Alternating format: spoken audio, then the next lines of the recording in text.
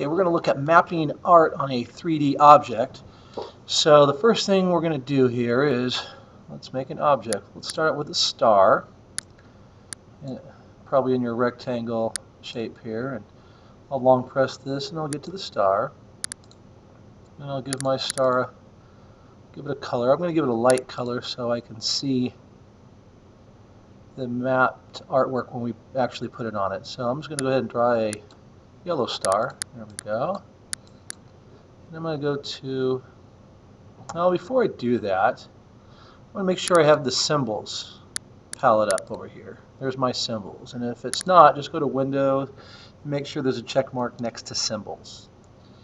And then what I'm going to do, because the only thing we can put on the artwork are symbols. So I have to put some more in there because these aren't really very exciting. So I'm going to go to the symbol libraries. And I'll scroll down to nature, for example. And so here's a list of a bunch. So I'll go ahead and put some bugs in here. So I'll just drag them in.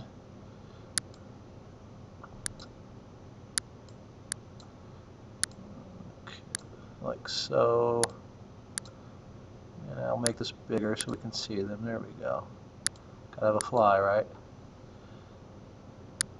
Ladybug. Okay, so I've got a few items in here. I guess I could have a spider.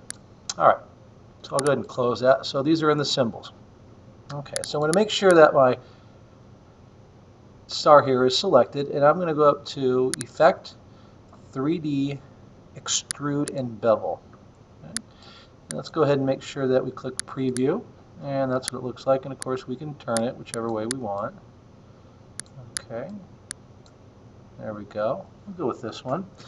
And then we're going to click on Map Art. And what that does here is it basically breaks this object, this 3D object, into 35 separate surfaces. And this is kind of where you got to figure out, and a lot of it's just kind of guesswork to some extent until you can find out what surface you're looking for. But notice how there's a red outline around this surface number 1. If I go to the next surface, it puts it what appears to be on the back side. So I'm going to go back to the first surface. And for the symbol, I'm going to click this, and these are all the boring ones that are over here. And I'll just keep scrolling down until I find, we'll start with the butterfly. And when I put it on here, notice how it goes right over here. And what I'm going to do is I'm going to scale it down so it fits. Maybe make it a little bigger.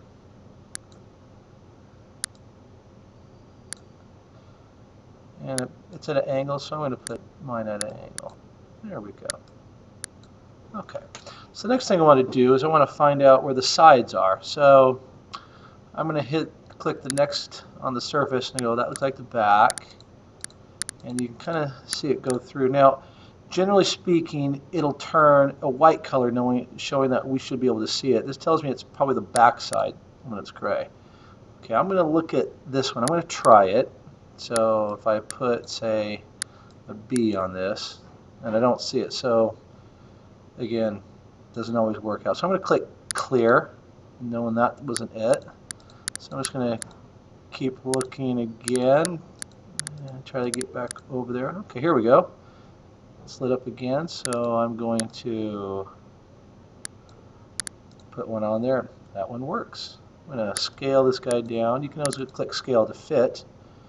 There we go. And of course, you can also spin it too if you want it to face the right side up. There. Click the next button, and I'll put another one on. There we go. I'll spin him too so he's facing right side up. Not a very good spin, huh? Maybe shrink him down a little bit. Okay. And I'll go to the next surface and put a fly on there. There we go. And one more, it appears.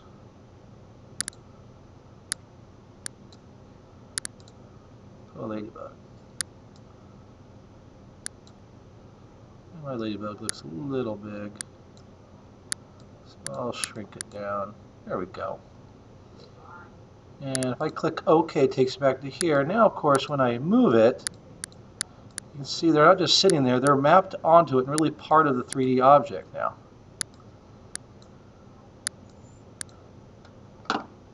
and click OK. And there we have it.